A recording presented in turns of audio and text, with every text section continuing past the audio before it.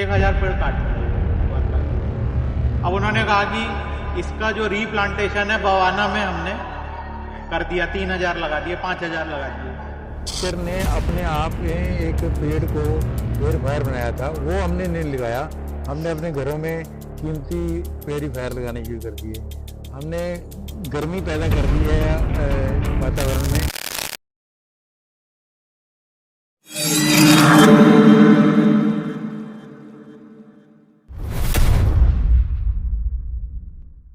आज की मुलाकात में हम राइस फाउंडेशन के फाउंडर मधुकर जी से मिलेंगे। ये पिछले 3-4 सालों से मियावाकी प्रोजेक्ट पर काम कर रहे हैं और आज राइस फाउंडेशन ने 51 मियावाकी प्रोजेक्ट को पूरा किया। मियावाकी है क्या, ये एनसीआर में अगर किसी को पूछें तो राइस फाउंडेशन की कंट्रीब्यूशन सबसे ज़्यादा रही होगी, क्योंकि इन्होंने इसका जितनी प्लांटेशन की है उससे ज़्यादा प्रचार किया है। आज बच्चा बच्चा या हर एक बड़ी ऑर्गेनाइजेशन जानती है कि मियावाकी क्या है और मियावाकी क्या जरूरत है।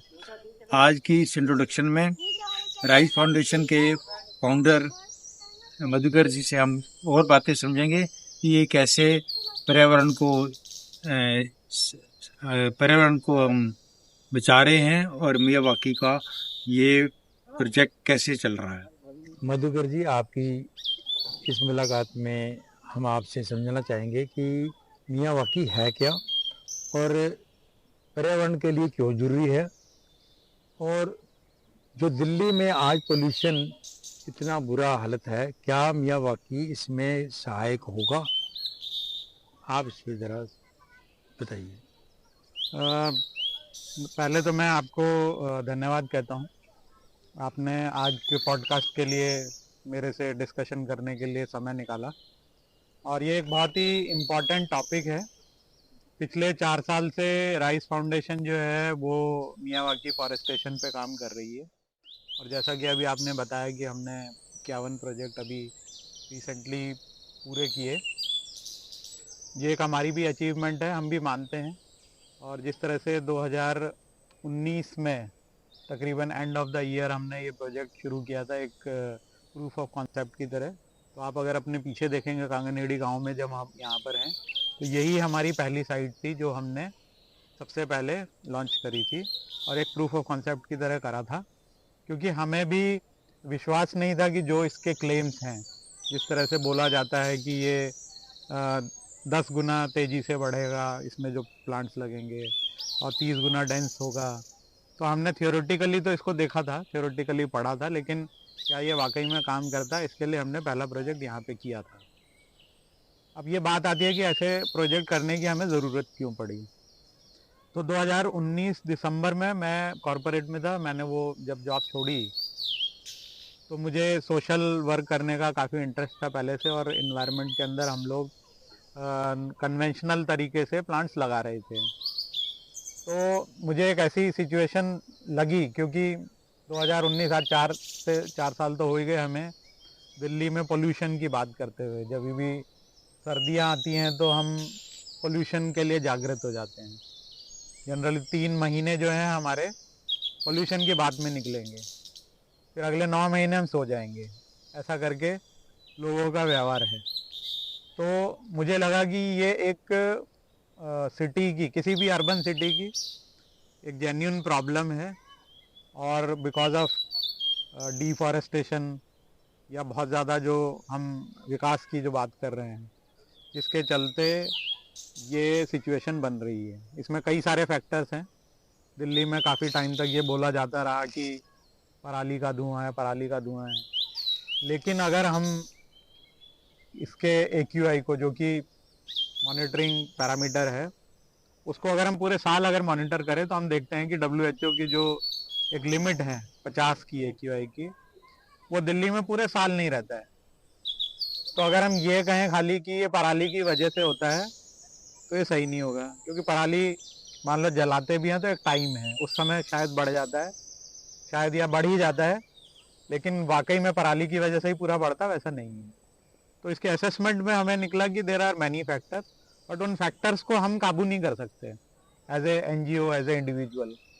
हम बोल सकते हैं कि एमिशन कम किया जाए, पोल्यूशन कम किया जाए, लेकिन साथ में हमें ऐसे सॉल्यूशंस भी चाहिए जिनसे पोल्यूशन कम हो। क्योंकि जो हमने डिफॉरेस्टेशन किया ये तो विजिबल है, पेड़ काटे जाते हैं, आज भी काटे जा रहे हैं, अलग अलग स्टेट्स में काटे जा रहे हैं और अलग अलग पर्पस के लिए काटे जा रहे हैं।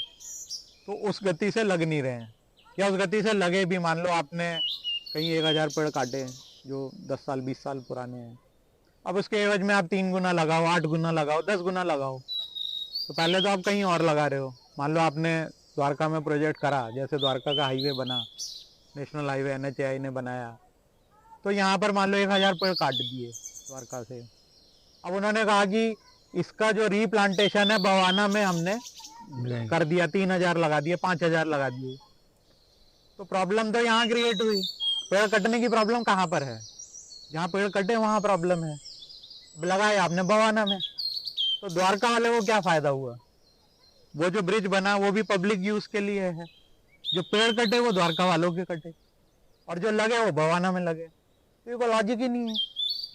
तो सबसे पहली प्रॉब्लम तो हमारी ये समझ में आ रही है कि हम नेचर से अलग खुद को देख रहे हैं, है ना। हम ऐसा देख रहे हैं कि नेचर है और हम हैं, हम अपने आप को इंक्लूसिव होके नहीं देख रहे, दोनों को अलग कर रहे हैं, अलग कर रहे हैं। हम ऐसा देख रहे हैं कि मनुष्य जो है अलग है, मनुष्य की ज़रूरतें अलग हैं, और अपनी ज़रूरतों के लिए मनुष्य को ये ज़मीन, ये धरती मिली है, इसको यूज़ करना है।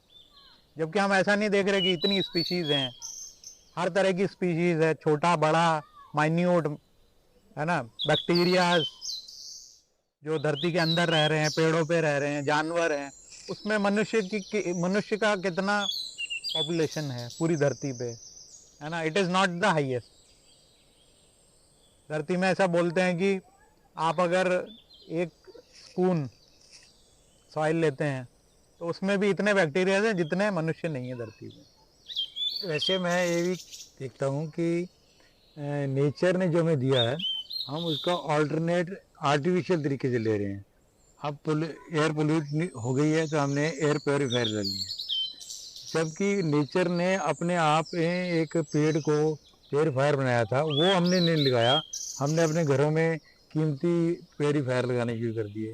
हमने गर्मी पैदा कर दी है वातावरण में, तो हमने AC लगाने शुरू कर दिए, जिससे फिर वातावरण में एक गर्मी पैदा हो रही है।